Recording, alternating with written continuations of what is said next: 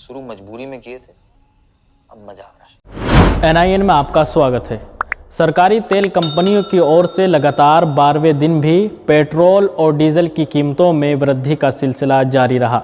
आज डीजल में 27 से 39 पैसे तक की बढ़ोतरी देखी गई। वहीं पेट्रोल की कीमत में भी 38 से 39 पैसे तक की बढ़ोतरी हुई है। दिल्ली और मुंबई में पेट्रोल की कीमत अब तक के उच्चतम स्तर पर पहुंच गई है। इन दोनों शहरों में पेट्रोल की कीमत अपने सर्वोच्च स्तर पर है। इसके साथ ही दिल्ली में पेट्रोल का दाम 90 रुपये 98 पैसा है, जबकि डीजल का दाम 80 रुपये 97 पैसा तक पहुंच गया है। वहीं मुंबई में पेट्रोल की कीमत 97 रुपये और डीजल की कीमत 88 रुपये 6 पैसे है। प्रतिदिन सुबह 6 बजे पेट्रोल और डीजल की कीमतों में बदलाव होता है।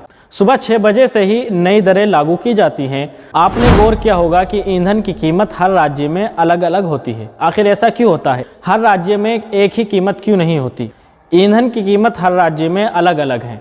ये राज्य की वेट यानी वैल्यू एडेड टैक्स दर या स्थानीय करों पर निर्भर करता है। इसके अलावा इसमें केंद्र सरकार के टैक्स भी शामिल होते हैं। दूसरी ओर क्रूड ऑयल की कीमतों और फॉरेक्स रेट्स का असर भी इन पर होता है। बात करें तेल के रिसोर्सेज की तो 20% तेल भारत को अपनी ही धरती से मिलता है। बाकी 80% तेल भारत दूसरे मुल्कों से आयात करता है। इनके अंदर ईरान, सऊदी अरब, नाइजीरिया, वेनेजुएला जैसे मुल्क शामिल हैं। आलमी मंडी में कच्चे तेल की हालिया कीमत है $62 पर बैरल। एक बैरल में 158 लीटर के आसपास तेल होता है और हिसाब किताब में इसको 159 लीटर के बराबर कंसीडर किया जाता है। $1 72 रुपये कुछ पैसे का है। इस हिसाब से आलमी मार्केट में कच्चा तेल हम इंडियंस के लिए 29 या 30 रुपये के आसपास पड़ता है, जबकि भारत को तेल देने वाला एक देश वेनेजुएला निहायत सस्ते दामों में अपना तेल बेचता है। तो ये है आलमी मंडी का कच्चा चीठा कि वो इतना सस्ता तेल वहाँ बिक रहा है। जानते हैं इस सवाल का जवाब कि भारत में तेल की कीमतें इस कदर क्यों बढ़ गई हैं, इतने ज़्यादा टैक्सेस आखिर लगाए क्यों जाते हैं, और इन टैक्स में जो टैक्स का विलन है यानी कस्टम ड्यूटी, उसके बारे में भी हम बात करेंगे। आधार मूल्य में 0.37 रुपये प्रति लीटर भाड़ा जुड़ता है। इस तरह डीलर्स को यह पेट्रोल उत्पाद शुल्क और वेट छोड़कर 29.71 रुपये प्रति लीटर पर पड़ता है। इसमें एक्साइज ड्यूटी जुड़ी होती है 32.98 रुपये प्रति लीटर। डीलर कमीशन जुड़ा है 3.69 रुपये प्रति लीटर और इसके बाद वेट यानी डीलर कमीशन पर वेट सहित लगा है 19.92 रुपये प्रति लीटर। इस तरह अब आप समझ गए होंगे कि पेट्रोल की कीमत में बढ़ोतरी वेट, एक्साइज शुल्क और डीलर कमीशन जुड़ने के कारण होती है। बात करते हैं डीजल की और इसको समझते हैं दिल्ली के उदाहरण से। सोमवार को डीजल 79.35 रुपये प्रति लीटर पर मिल रहा है। IOCL की वेबसाइट के अनुसार 1 फरवरी 2021 को दिल्ली में डीजल की कीमत 76.48 रुपये प्रति लीटर थी। इसमें डीजल का आधार मूल्य केवल 30.55 रुपये प्रति लीटर ही है। इस आधार मूल्य में 0.34 रुपये प्रति लीटर भाड़ा जुड़ा है और इस तरह ये डीलर को वेट व एक्साइज ड्यूटी के बिना 30.89 रुपये प्रति लीटर पड़ रहा है। टैक्स के विलन एक्साइज ड्यूटी की अब बात कर लेते हैं। भारत में एक्साइज ड्यूटी 26 जनवरी 1944 के दिन लागू किया गया था। ये भारतीय टैक्स का एक प्रकार है। एक्साइज टैक्स हमेशा सेल पर लगाया जाता है या फिर सेल करने के लिए तैयार किए गए उत्पाद पर लगाया जाता है। 1957 के बजट में तत्कालीन वित्त मंत्री ने एक्साइज ड्यूटी को 400% तक बढ़ा दिया था। अब इस टैक्स को सेंट्रल वैल्यू एडेड टैक्स के नाम से जाना जाता है।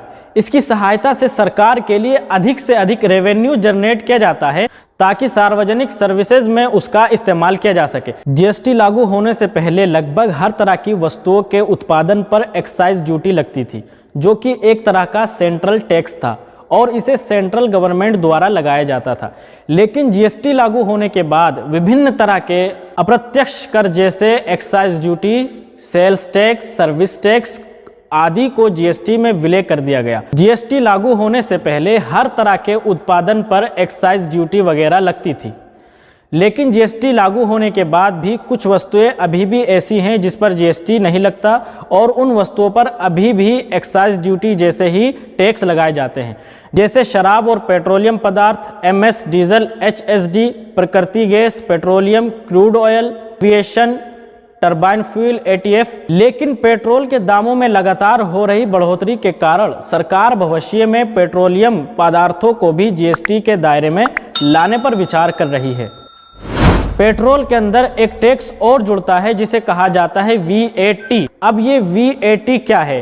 वीएटी यानी वैल्यू एडेड टैक्स उत्पादन के हर पड़ाव पर यह लगाया जाता है, जिसकी वजह से टैक्स की प्रक्रिया आसान और पारदर्शी हो जाती है। कुल मिलाकर इन्हीं टैक्सेस के कारण भारत में तेल की दर बाकी देशों से ज्यादा है। एक मजे की बात भी सुनिए। मजे की बात यह है कि राम के भारत में पेट्रोल 92 रुपये, सीता के नेपाल में 53 रुपये और रावण के श्रीलंका में 51 रुपये और श्रीलंका का 100 रुपया भारत के 38 रुपये के बराबर है। ये किसी और ने नहीं बल्कि सुब्रमण्यम स्वामी ने ट्वीट करके बात बतलाई थी। नेपाल और भूटान तेल के मसले को लेकर पूरी तरह से भारत पर निर्भर है, लेकिन इन सब के बावजूद भी इन दोनों देशों में भारत से सस्ता पेट्रोल मिल रहा है। आखिर इन देशों में तेल इतना सस्ता क्यों मिलता है?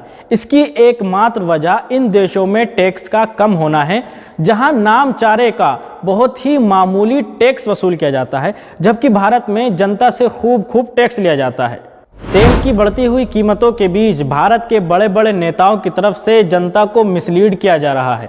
भारत के बहुत सारे विद्वान कह रहे हैं कि टैक्स भारत के उज्जवल भविष्य के लिए है और ये भी कह रहे हैं कि पूरे विश्व में तेल का दर बढ़ रहा है, इसमें घबराने की क्या बात है, भारत पर भी इसका असर होना लाजमी सी बात है।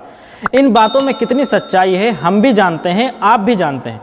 नेपाल से लोगों को तेल सस्ता मिल रहा है, इसका क्या मतलब समझा जाए? तेल महंगा होने का जनता पर क्या असर होता है ये भी देख लेते हैं। विद्वान जी कहते हैं कि जिनको तेल महंगा लग रहा है वो बाइक और कार चलाना छोड़ दें। तेल की महंगाई का असर बाइक और कार वालों ही पर हो रहा है, आम जनता पर इसका कोई प्रभाव नहीं हो रहा है। साहब, जब तेल महंगा होता है तो हर तरह की चीज महंगी होती चली जाती है, उसको महंगा करने की फिर जरूरत नहीं पड़ती। आम इस्तेमाल के सामान यहाँ तक के सब्जी और फलों तक की भी कीमतों में इजाफा हो जाता है और उसकी कीमतें आसमान छूने लगती हैं, क्योंकि उनको लाने ले जाने या फिर उसकी फैक्ट्री और मशीनों के लिए तेल का उपयोग होता है, जो बहुत ज़्यादा महंगा हो चुका है। अब बात करते हैं सॉल्यूशन की। सॉल्यूशन आईने की तरह बिल्कुल साफ है। एक्स्ट्रा टैक्सेस जो सरकार ने ज़बरदस्ती लागू किए हुए हैं उनको कम किया जा सकता है। उनका कम करना या ज़्यादा करना सरकार के हाथ में है। अगर सरकार चाहे तो उन्हें आज भी कम कर सकती है। तेल की बराबर दर के कस्टम ड्यूटी टैक्स सरकार घटा सकती है और अगर सरकार ऐसा कर दे तो ये मसला चुटकी में हल हो जाए। टैक्स कम होने के कारण ही नेपाल और भूटान जैसे देश से जो पूरी तरह भारत पर डिपेंड हैं तेल के मामले में, वो खुद निहायत ही कम दामों पर तेल बेच रहे हैं, क्योंकि उनके यहाँ टैक्स बहुत मामूली है। तो भारत सरकार भी उससे सबक ले सकती है और जनता पर लगाया हुआ ये कस्टम ड्यूटी टैक्स कम कर सकती है। लेकिन सरकार तो मिर्ज़ापुर वाले गुड्डू भैया के मूड में है कि शुरू मजबूरी में किए थे, अब मज़ा आ रहा है। शुरू मजबूरी में किए थे, अब मजा आ रहा है। फिर मिलेंगे अगले एपिसोड में, तब तक के लिए दीजिए अनुमति और देखते रहिए NIN, नई आवाज़ नई परवाज़।